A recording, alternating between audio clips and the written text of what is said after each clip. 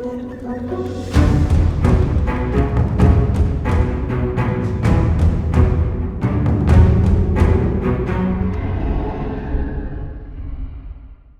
time, they're actually fucking crazy. Like, yeah, go ahead. I saw a couple of them. I saw a few of them. I like the fact that it's very like Nordic themed and shit. I saw that great big tree that allows you to, what is it? Literally create a creature of every type. What? Maybe is it the world tree? Is that It's the the one world. that I Yeah, it's saw? the world tree. Yeah, I haven't. I think I've seen it. I just like don't remember words when I see them. I saw that like that salt-inducing fucking god. It was like that one that like lets you steal stuff if you discard. Oh, it's fucking wild. That's some And rat also shit. the new Tybalt. He's so good. Like I really like the way that he can come in as like as a 2/1, two mana for 2/1, but then also you can play him as like a 7-mana planeswalker. I mean, holy crap, man! Yeah, he's a big fucking boy. His jacket is on fucking fire, dude. Don't you hate when your jacket just gets set on fire? Oh, Yeah, piss. dude, I fucking hate it when I'm just like out with the boys and my jacket spontaneously combusts and all the fucking ladies get scared and everyone evacuates from. Everyone gets scared because my jacket's just so shit hot, dude. Yeah, they're like, bro, he's kind of on fire. That's really embarrassing.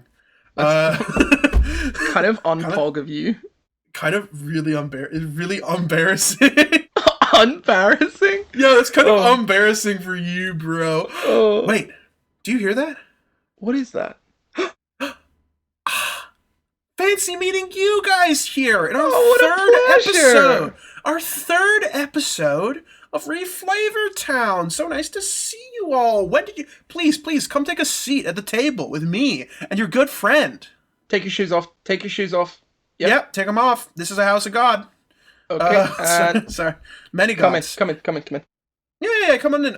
You know the drill. Welcome to Reflavour Town. It's a D&D show where we take our most favorite iconic D&D monsters and we repackage them to give your players a run for their money and really just get them guessing and not really sure what you're throwing at them. This is for new players who are looking for fun ways to homebrew creatures or experienced DMs who are looking to sort of, in the title, reflavor their monsters. I'm your host, Harry, censoring my last name, and this is my co-host Kingsley, also censoring his last name. And we're here. Never said it, Ernie. Get that on the record. Yeah, got it. Yeah, thank you, Ernie. Love the work Ernie does for us. We truly do not pay him. I think we actually are getting paid by him. Yeah, I believe that was the bit. Cool. Very, very cool. Welcome to the third episode of Reflavour Town. We didn't think we'd get this far, and yet here we are. Truly broadcasting to you live from the nexus of the multiverse. It's terrifying. Yeah. It's honestly horrifying, and the Lady of Pain is coming momentarily, so we only have a little bit of time. So why don't we dive into it before she kills us? Yeah, before she sends us to an eternal labyrinth. So today I thought it would be fun. We do a little thing instead of picking like iconic D&D monsters. Me and Kingsley, we picked out two monsters that we just think are really neat and we think are very fun to look at. And my favorite monster, and I'm going to say this right now, I did not pick this monster for any other reason than I think his art looks really, really funny. So if you turn to page 199 of your monster manual, you'll find yourself confronted by the Kua Toa. I think I'm pronouncing that right.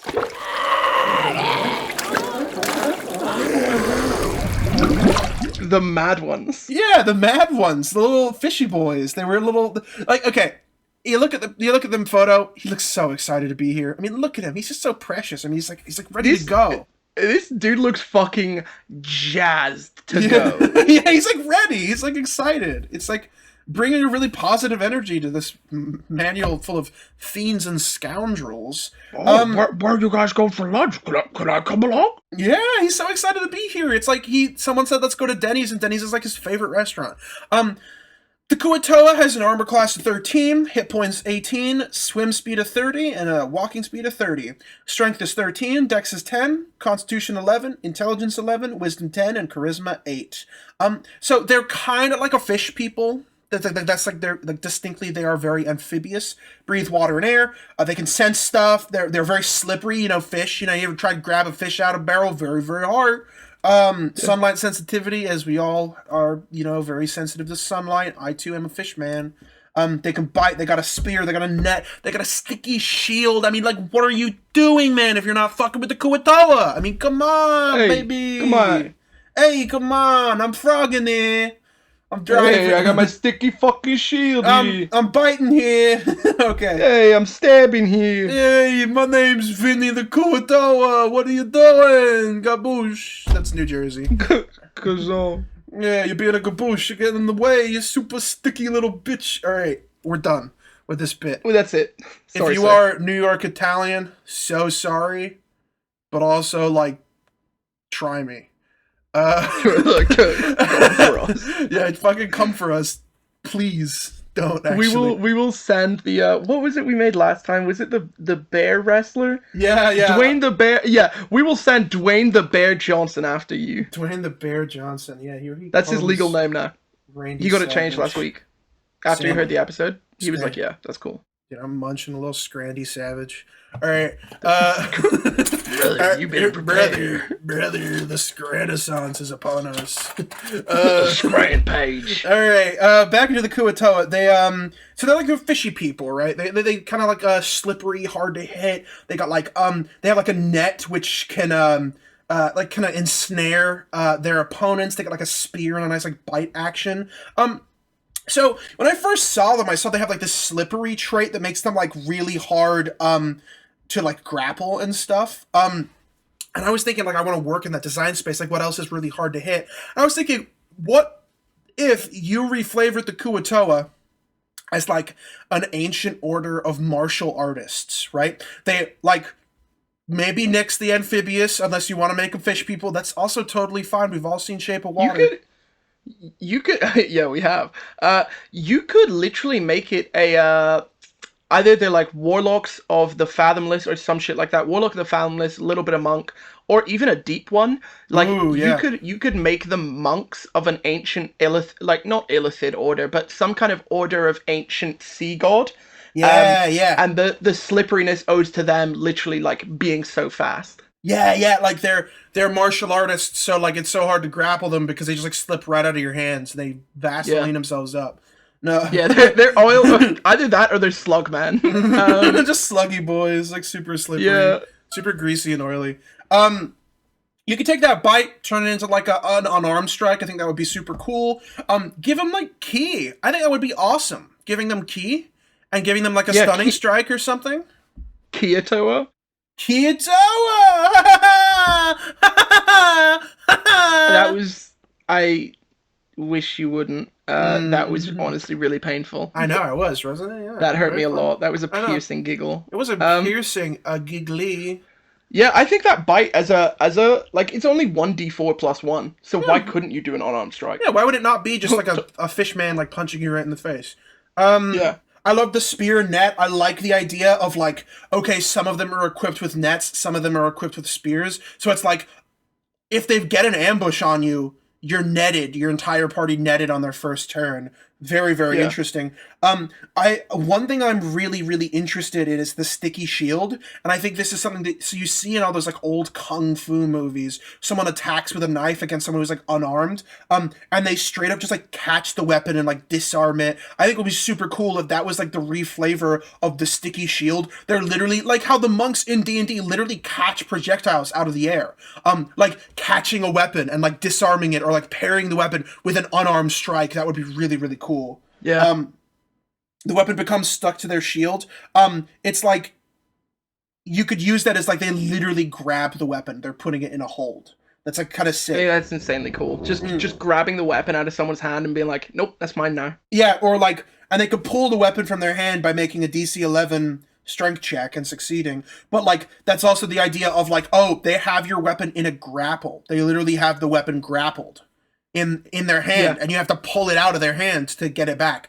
And like, that's the kind of like sort of fighting, kind of physical combat kind of stuff you do see in those classic kung fu movies where it's like, oh, Jackie Chan fucking grabs a guy's baton and like flicks it around his wrist and like whaps him on the head with it, and it's like that tricksy kind of like, oh, I've got your weapon, I'm using it kind of stuff. And also really interesting for a party if there's someone relying on sweet loot that they've gotten. It's like, oh, cool, like there's this martial artist who's using the sword against you. And it's like, now your good loot becomes a detriment to you. Yeah. Maybe even instead of monks, like that whole thing of like, maybe you guys were followed when you went on a mission. You guys were followed by an ancient order of thief monks, like monks who used to be monks, but that once abandoned it and have now become thieves. Yeah. And they've got like sticky fingers, so they steal weapons from you on a hit. You know, they do some kind of DC, and if they pass that DC, they can steal a weapon from you. Yeah. Unless you can make a dex throw. Thief monks who now get their key from like a weird fucking sleeping eldritch being under the ocean, or like an ancient dragon or whatever. Yeah. And that would be why they can sense the presence of any creature that's invisible or in the ethereal plane. That easily could be chalked up to like, oh, they're meditative monks, you know, like they have a third eye they've opened, they can see invisible things. Kind of like a spirituality aspect. Order of the slumbering eye, or something like that. Order of the unwaking. Yeah, where it's like, dude. You know, through this ethereal dream realm, they can see invisibility. Yeah, they can see like someone's potential that they put out. Yeah, dude, that's awesome. They can like see your movement, and that's like why they're catching weapons as well. Like they can predict what you're gonna do. They catch your weapon out of the air as you attack with it, and like you can fully take the Kua Toa and like fully reflavor them to be these like law-abiding, well, not law-abiding, but like these like very, very human threats. The Kua Toa feel very eldritch, very cosmic. They are like fully scary fish people. You can take that and you can fully reflavor that to be like an order of monks, physical martial monks that are you know, that can attack your players like a band. The very, very low CR threat as well. You could have this being like an opening encounter. The PCs stumbled upon a town that is being ransacked by the dregs of this like ancient monk thief kind of faction that live up in like some kind of Shadow of Innsmouth kind of stuff. Yeah, dude, that would be sick. Well, Shadow of Innsmouth would be super fishy boys. But like, yeah, it would be super fishy boys. But the townspeople, maybe they're monks. Yeah, maybe the fucking townspeople are fish people, and the real monsters were the humans. You get your ass kicked by the lead orphan. The lead orphan, he's back. He's ready to go. He doesn't have a parent. He's back. He's shredded, dude. He's been training since your last match, and he's ready. Dude, he's powered up. He's culminating, accumulating mass. He's gaining mass. And that's all I'll say. He's gaining mass in a frightening state. It's terrifying. It's quite scary. Yeah, I think taking the Kua Toa, making them more like a humanly threat, something that's more like recognizable to your player. Obviously, they don't have to be humans; they can be tabaxi or something. Be whatever you want, man. Yeah, make them whatever you want. Something humanoid adjacent.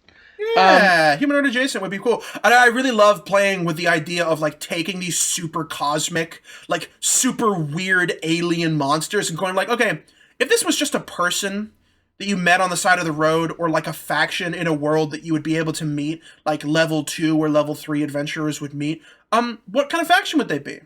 What would they look like? Like, how would they function in the world? Because it's like, it's taking those things and like subverting them and changing them on their head. And like, you could hear like your players being like, oh, what stat block are you using for these monks? He's like, oh, I'm using the Kua Toa. They're like, what the hell? Like the Kua Toa? Yeah. It's like, that doesn't make any sense. Yeah, maybe they're like a gang of beggars who like moonlight obviously as beggars, but because their war is past, what they were used for is long gone.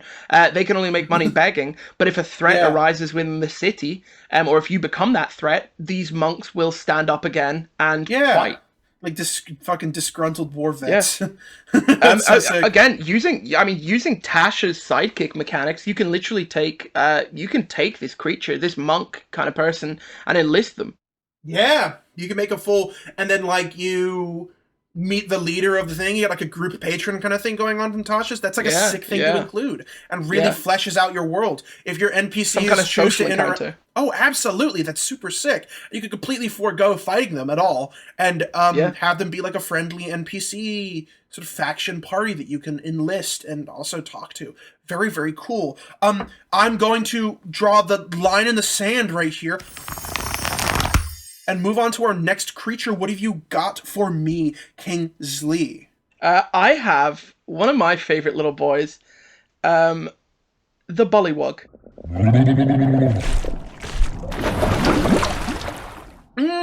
Now, the Bullywug, I know what you think. It's a classic everyday frogman. Look, I fucking love frogs. He does. I've said it before, I'll say it again.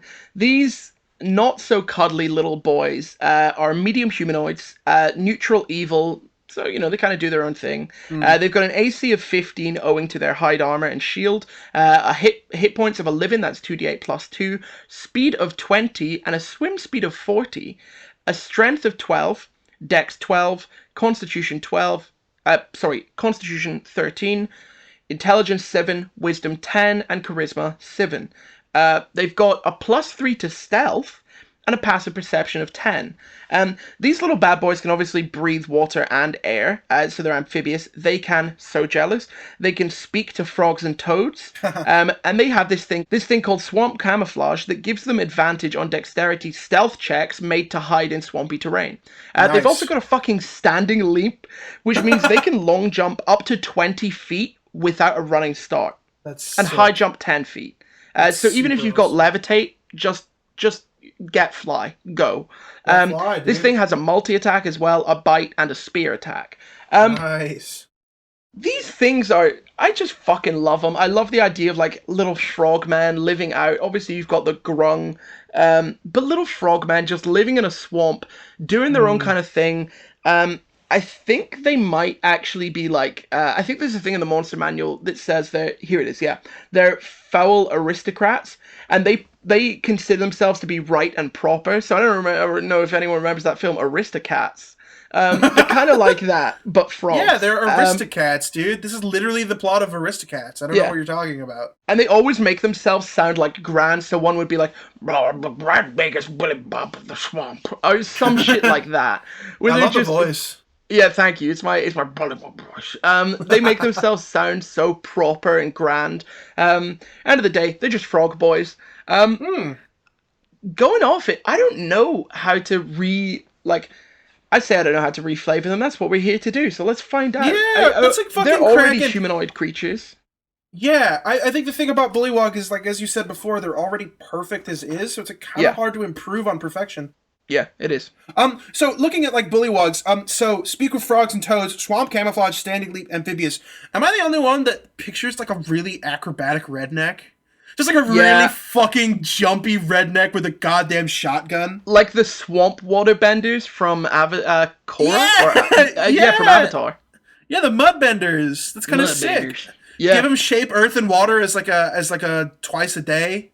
Yeah. Like, that would be sick. Some kind of forbidden druid. Like, swamp druid. Yeah. Circle like of the Swamp's druid. a thing.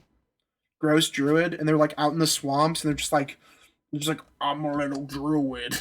Yeah. And it can make a mech armor out of just frogs. Oh, I don't know, man. That's fucking sick. That's kind of... I feel like that's animal abuse.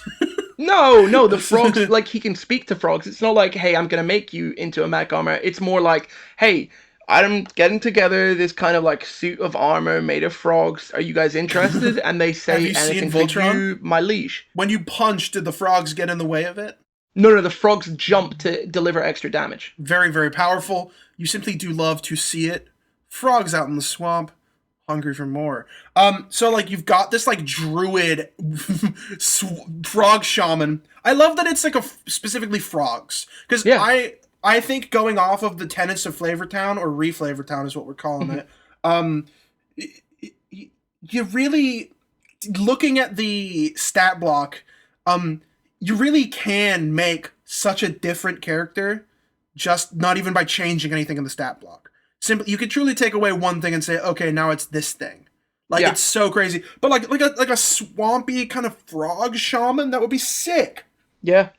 I mean, the constitution makes sense. You're living out in the swamp. If it was going to be some kind of like redneck humanoid, maybe give it higher wisdom than intelligence. Maybe roll a d6, add that to your wisdom. That's all you need on today's cooking list is a monster manual and a d6. A d6, man. Get it one in d6. there. It's got that multi-attack as well, which means it makes one bite attack and one spear attack, but I guess we're doing a redneck, or like some kind of swampy... God, I don't even know. Maybe it's just like a... I was going to say maybe it's an actual frog person. That's what Bullywugs are. That's what a Bullywug is. Yeah, it's so hard to improve upon frogs because they are like the pinnacle of evolution. They are perfection incarnate. Yeah, it's like carcinization. Like fucking evolution has tried to create crabs so many times. Evolution carcinization. Yeah, what the fuck is up? Needed to only create frogs once to perfect them. Let's riff on fucking that. Maybe they're like mercliers. Maybe they're like people. Maybe they're crab people. Why not? Ooh, crab maybe people. Instead of a bite, it's got a claw, and maybe instead of a spear, it's got a trident. Bro, that's sick. And then like instead of speak with frogs and toads, speak to lobsters and crawfish. Yeah, yeah. Speak to lobs and crabs. Lobs and crabs, dude. Yeah, instead of keep the standing jump, but maybe buff up the speed a little bit. Give that thing a lot of legs. Oh, I hate that idea. But yeah, just fucking crab people. If you want crab people, maybe mix together the Kua Toa and the Bullywugs. Why not? You can literally do that. You can look, if you're looking for features to give to your homebrew monster, flick through the monster manual maybe 3 times, pick a couple of pages, look at those features and traits, take them. Just take them. I won't tell. Harry won't tell. I might. Harry, don't. Harry? Dude, I'm gonna. Harry? I get closer to the button, bro. I might. You're the host, dude. It's up to you. Bro, I'm going. Don't. Don't. Press the button, but actually it was the button. It was the button to have a good fucking time with my friends and the audience listening right now. I love you all, and I'm having a great time, and I'm happy that you're here, and I respect everyone listening right now. Okay? I respect you. You get it? And yeah? You? Not you. You. I see that person with a frog shirt in the back. You. Ooh, a lot. Yeah, we love you. Yeah, crab people, dude. Crab people. Maybe not bear people. True. I mean, think about it. We've done bears already in the last episode. We talked about bears last week. We talked about bears fully. We said, damn, bro. We're doing our bears this episode. Bears never again. Yeah. Anyways, back on topic on what you were saying. If you're looking for traits to like alter your monster, me and Kingsley truly cannot recommend Kobold Press's Tome of Beasts 2 Creature Codex. All 3 of those are incredible sources of inspiration for any trait, any like new, interesting, flavorful traits that you can add to any creature to completely change them. And if you take some of the things that we're doing here on Reflavor Town, apply it to your own thought process, go, how would I reflavor this monster? Do a little stuff, take out a trait, swap in another trait from, I don't know, Tome of Beasts or from somewhere else in the monster manual, or go get like Volo's Fiend Folio, and throw it right in there, and you reflavor that, you've got essentially a completely different monster, and you've done no work. Absolutely nothing. No prep at all. Maybe a little bit of legwork to run to your local bookstore, pick up a monster manual, or if they can order it in, a Kobold Press Tome of Beasts 1, 2, or 3. It's a great book. It's honestly invaluable for when you've got PCs that have read through the monster manual back to back. Good. Cover to cover. Sing its praises more. But yeah, just look, good artist copy, great DMs, steal all of their monsters, or make them. Yeah, I mean, I let me just say this: I never wanna say that you shouldn't make your own monsters, because making your own monster and completely from the ground up creating it, and it's like this fucking fiendish nightmare, is so sick. I love that feeling of presenting my players with something completely new that they've never seen before. But like, if you are a new DM and you're really worried to get your feet wet in the world of DMing and giving your players something crazy to face off against, it's really as simple as cracking open that monster manual, picking something that looks cool, maybe try and balance it so you don't TPK your entire party, but like something that looks cool to you, and just completely turning it on its head, There's nothing wrong with that. Yeah. Why could a Bullywug not be a man frog? Why could a Kua Toa not be a bunch of thieving monks? There's no reason why that isn't possible.